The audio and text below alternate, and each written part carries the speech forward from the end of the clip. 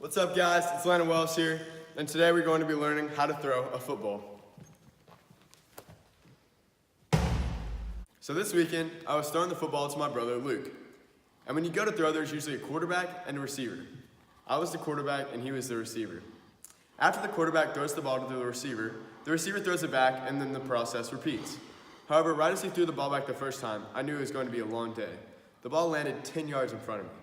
However, I then realized that many people have probably not learned this skill, and I want to change that. Whether you're a boy or girl, play football or don't play football, this skill can come in handy to anyone. So today, in order for us to better understand how to properly throw a football, first we will discuss the materials we need and how to warm up. Secondly, we will learn how to grip the ball and have a proper stance before finally learning the throwing motion. Well, although my brother's throwing was not the best, he at least had the essentials needed to throw. Before we throw, we need proper materials and a good warm-up. First, to throw a football, we'll need a football. We also need a target or something to aim at. Today, my target will be John. And although these items are not essential, if you want to get flashy, you can put on headbands, a glove, or a hand warmer. To make the ball fly as best as possible without pulling a muscle, we need to get a good stretching warm-up in. To start, we'll do small arm circles while slowly increasing to large arm circles. Do this forward and backwards.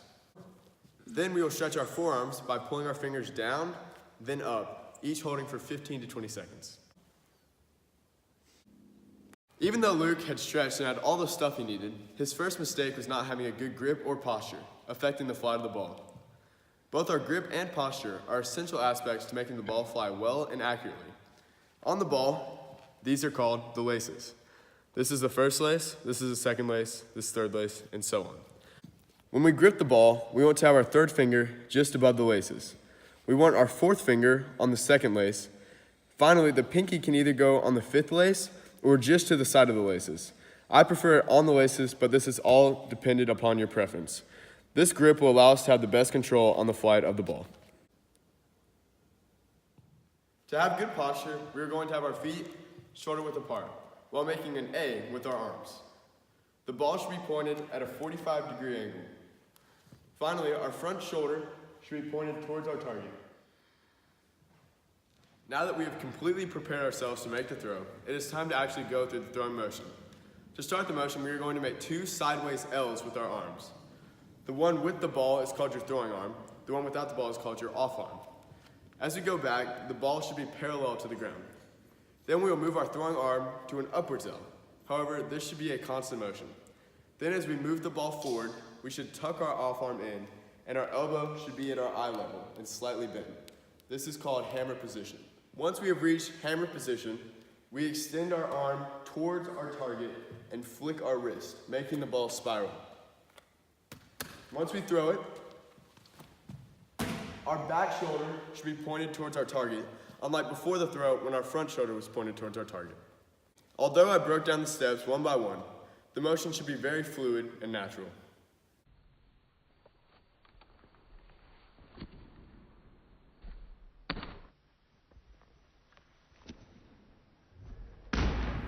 Now that we have learned what we need to throw a football, how to hold the ball and warm up our arms, and how to release the ball, I hope that we all, including Luke, have a better understanding of how to throw, so we are ready to impress the crowd at any event. Whether it's a game, party, or just a simple get-together with friends, I hope we will always be prepared to show off this new, special skill.